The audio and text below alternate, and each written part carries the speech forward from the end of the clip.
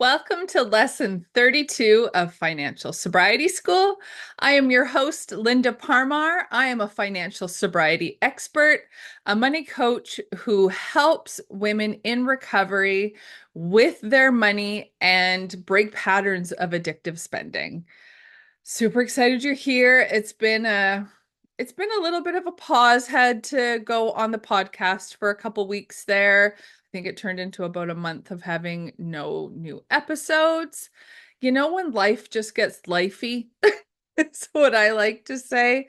Life has felt a little bit lifey for me lately, and usually this time of year, I love because right now it's the end of October now, but even kind of September hits mid-September and it feels like, routine is getting back and summer's behind us and things start to really slow down for me, or I like them to slow down for me usually around that time. That did not happen for me this year. I feel like I've been hitting the ground running and still going since about September. I've actually heard a lot of other people talking about that as well. So maybe this might be kind of a thing that's happening just energetically right now with all the things. So if you're feeling that way, I see you. I hear you. I'm experiencing it. I'm really hoping that, this coming up weekend, for myself in British Columbia in Canada, we are going to be doing our time change where we fall back and it starts to get dark a lot earlier. I love this time change. I love it because I love that cozy feeling and like that slowing down that I like to do at this time of year. I'm really hoping that it kind of pushes it a little bit to be able to have that feel more like that, because of, it getting darker earlier and kind of cozying up a little bit earlier. And yeah, so I'm hoping that that happens for you as well. A lot of people don't love this time change. Me, I just absolutely is my favorite.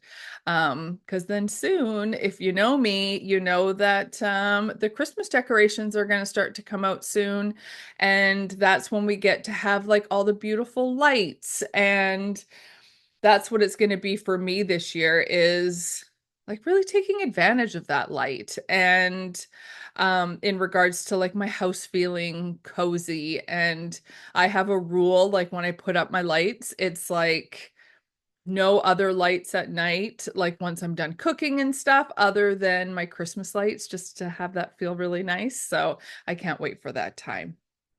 Anyways, I went a little bit on a little chat there, but just wanted to check in. We have some great podcasts coming up, lessons coming up. I have a guest coming up again. I have a really great holiday guide that is going to be coming out in a couple weeks. And so actually, I believe you're going to get that episode next week. So I'm super stoked on that, because I want to focus this year with the holidays coming of focusing on like a feeling that Christmas could evoke for you. And I know you might automatically think like, oh, well, like Christmas evokes a lot of stress. Christmas evokes like those are the feelings I have. But trying to still like every year I've always really focused on my holiday guides and spending and everything. I'm really trying to kind of come away from it being just all about presents and all of that. And I'm gonna like zero in on that a little bit more even this year. And really have people experience the feeling of the holidays as opposed to it being about what are you buying? How much are you spending? Like, of course, that's a big because we're talking about money. And I have lots of stuff from past years that will help support you with that. But this year I was focusing on some like DIY stuff, really getting a handle on like stuff you can do outside of buying things that might feel special to you. So that's going to come up next week. So stay tuned for that. And then we go from, maybe talking about some lighter stuff to what this lesson is going to be about today, which is talking about like experiencing a financial blackout. And I actually had this term come up a couple times this past year with clients, but also like in group settings, and people just really really resonating with that term financial blackout. And it sounds really, really heavy at first, right? It sounds like, whoa, like what is a financial blackout? It can mean many different things, and I'm going to talk about that. I myself experienced quite a big financial blackout, and it's something I talk about often. You've probably, if you've been listening to this podcast for a while or watching me for a while, you've heard me say it, but I literally had a blackout in regards to, like, I don't remember anything about it, about a shopping event that I had. And it was one of the last really big spending sprees I went on. Um, and it was, and even thinking about it, like, it just kind of, it doesn't feel real sometimes when I say, like, I don't remember it, but I do not remember buying things. And I bought over $800 worth of stuff at Winners, which is like TJ Maxx, Home Goods, Home Sense, Target kind of idea of a store. And I remember having a horrible day at work. And this actually was like something that would lead to a lot of my overspending anyways. I absolutely was not happy at work. And then what would happen is, like, there was something I think personally going on with myself as well. And it was just like I went straight from work. I remember it was like in the fall winter time because it was dark when I went to the store. I do remember that very vivid memory of it. Parking in the store, being super intentional in, like, and not in a good way of like, I'm going to spend money. And I walked in there and I don't remember a thing. And I bought clothes, like, I don't remember trying them on. I bought a whole bunch of like things for my bedroom and like comforters and different things. And I walked in the house and my husband was like, "Oh, you went to Winners." And it was like, that's what kind of snapped me out of it. And I was like, "Oh, yeah, I did."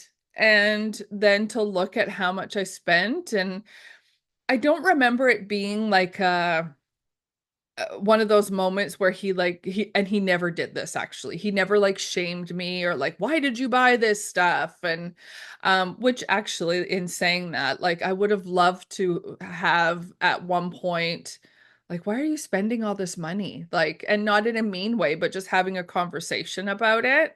um but it just, financial blackout, even in discussions I'm having with people lately, is financial blackout can be like just completely not paying any attention to your money whatsoever. And just being in like, when it comes to drinking or doing drugs or anything, you just don't care, right? Like, you're just in this, like, I guess I would even call like a lot of the later part of my drinking, like a blackout in regards to, not that I didn't remember things, but I didn't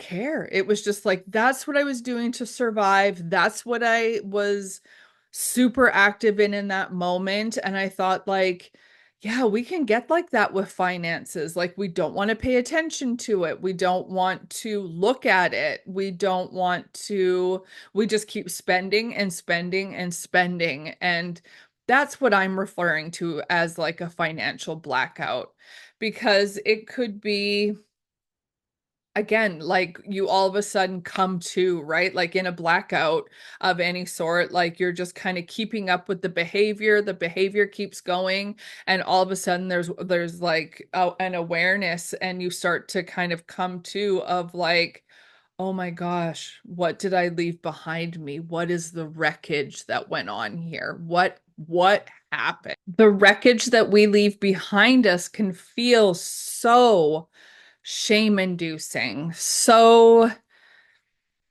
just absolutely can be crushing. It can feel like your world is coming to an end in some ways. It can feel like, again, that shame and guilt of what did I do? What did I do? And it could be like, for me, it was like, how did I do this again? How did I get here? What actually happened? So that's what I want to talk about today because I think that financial blackouts are actually something that are really common now, especially since we have like this instant gratification lifestyle that we're living. A lot of what I talk about is really trying to come away from that instant gratification lifestyle because it's not serving us at all, and really being able to, um, have some balance in what we're feeling and what we're needing. There's so much to it, right? And getting rid of that, like, think about it, buy it, shame, guilt, all of that happens. So we're going to talk about what a financial blackout could look like. It could look like you're mindlessly spending and you don't even know that it's happening. Recently, I was talking in one of my groups about like what the difference is between like impulsive spending and compulsive spending, and impulsive spending being really like, you see it and you like it and you buy it. But compulsive spending is when we're like doing that all the time and it becomes a complete compulsion to like be obsessed with buying things all the time. I have a lesson about oniomania in previous lessons that talks about like compulsive buying disorder is what it's also known as. And that could be a symptom of like you're in a complete financial blackout, right? Like you're not sure what's going on, but you're obsessed with the next thing that you feel like you need to have. Um, you all of a sudden, like, again, like how I just shared my experience about completely not remembering even going shopping and what I was buying or anything about the shopping experience. That could be obviously that's a really big like red flag, beep, beep, beep. Like you want to have like when you're walking. I'm just envisioning this. You're walking out of the store and all the alarms start ringing, like, because, if they didn't take the tag off properly before you exited. But like if you're in a financial blackout, if all the like bells and whistles could go off to like wake you up out of it, like, whoa, what's happening? Hey, it's a real thing. Like I'm laughing about it because like that's part of my experience is sometimes laughing about it can make it feel a little bit lighter when something feels really freaking heavy because it's a thing, right? Like a lot of us are walking out of Target, Walmart, Home Goods, Home Sense, Winners, all of that, just like with all this stuff. And we're entering a season now, like I was talking about the holidays coming up already. Like that stuff is like all those thoughts and all of that stuff is going to start coming just flying at you. And let's try to be a little bit more present, more conscious, more connected. One of the things like especially with money is that you like emotional things just will completely trigger you to go into a big spending spree. And it could even be like for myself right now, I'm experiencing perimenopause quite severely at times.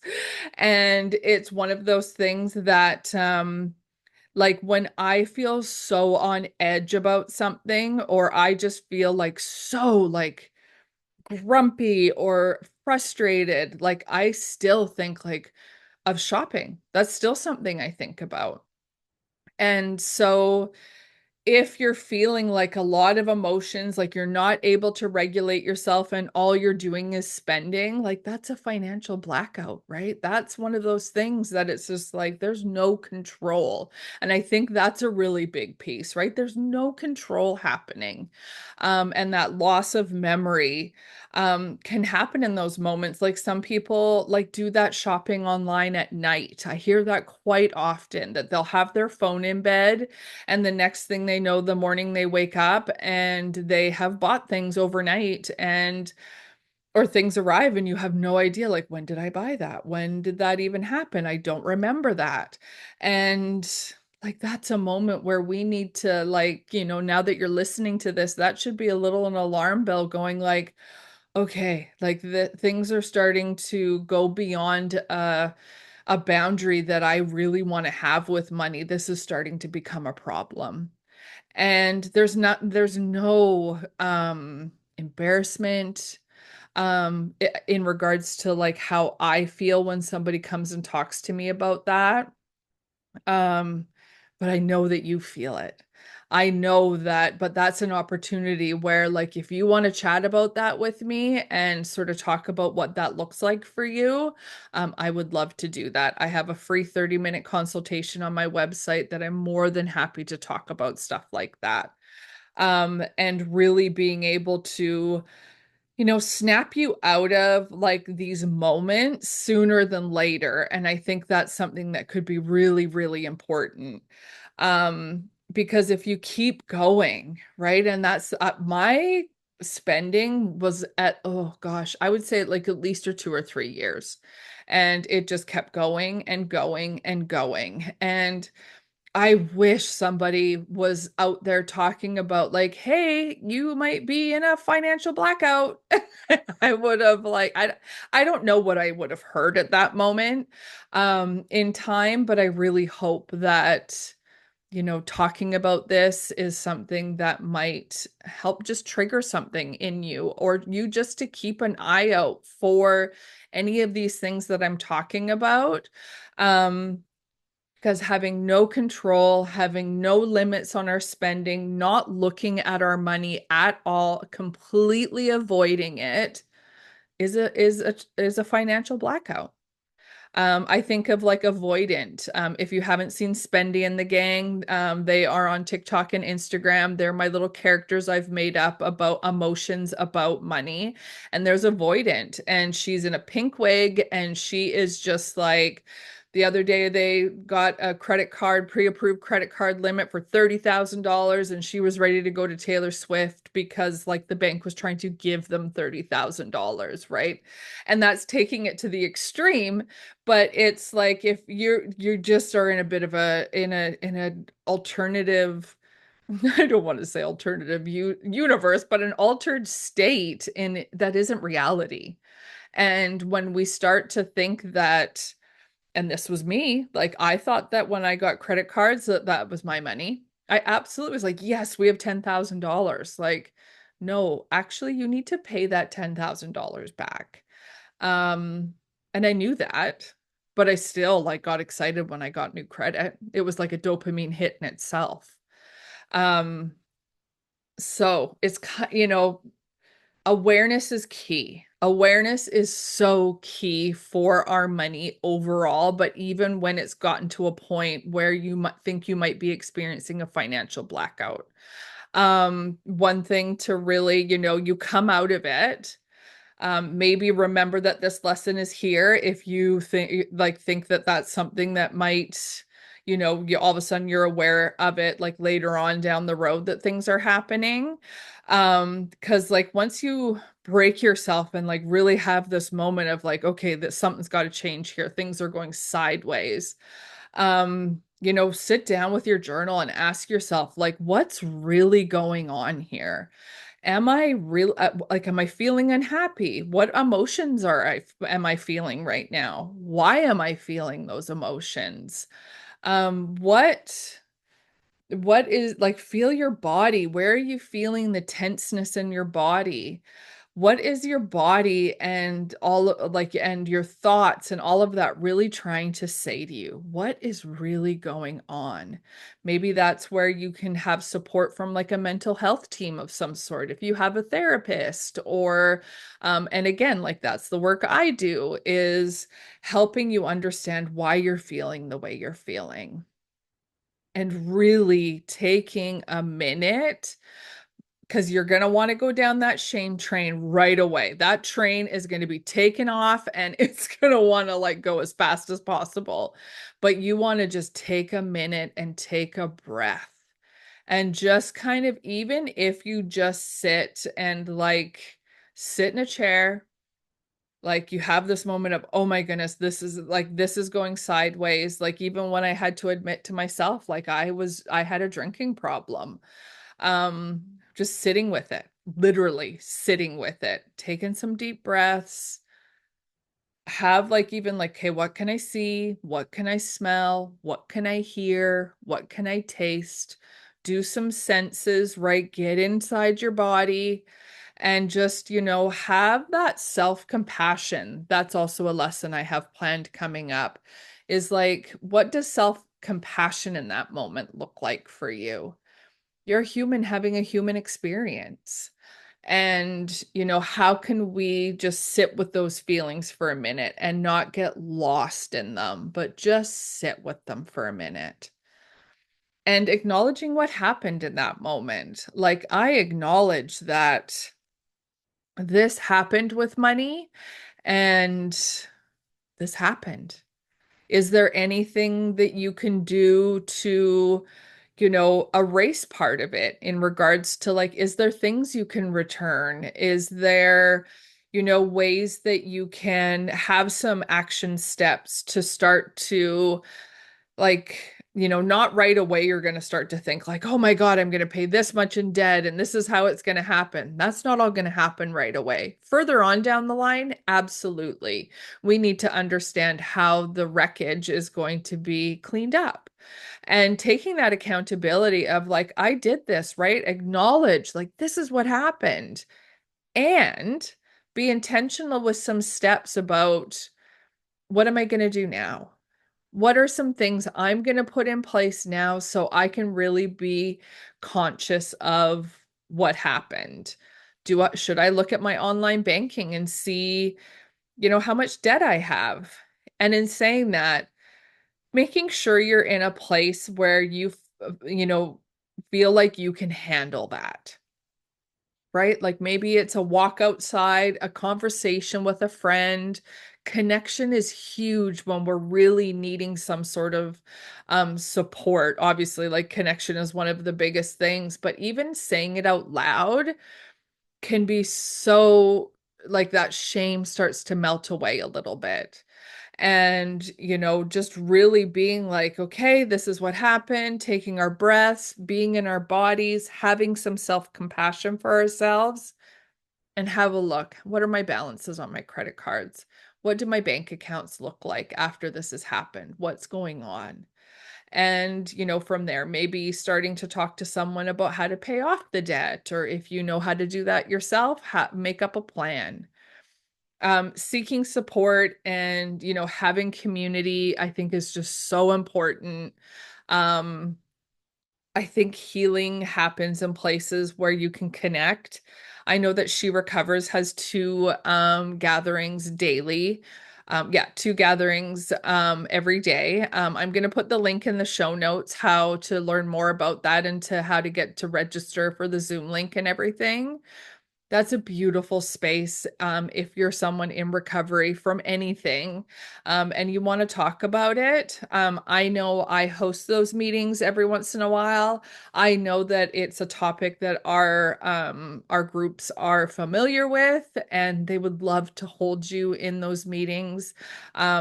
I absolutely love to be a part of that. So, where is somewhere that you can go where you can get a little bit support? Like just again, talking to your girlfriends, talking to your siblings or your husband or wife or whoever you want to talk to about what happened. Because that's the shame starts to not be the overarching feeling when you're starting to talk about it and get it support about it as well. And again, just having that awareness of this is what happened.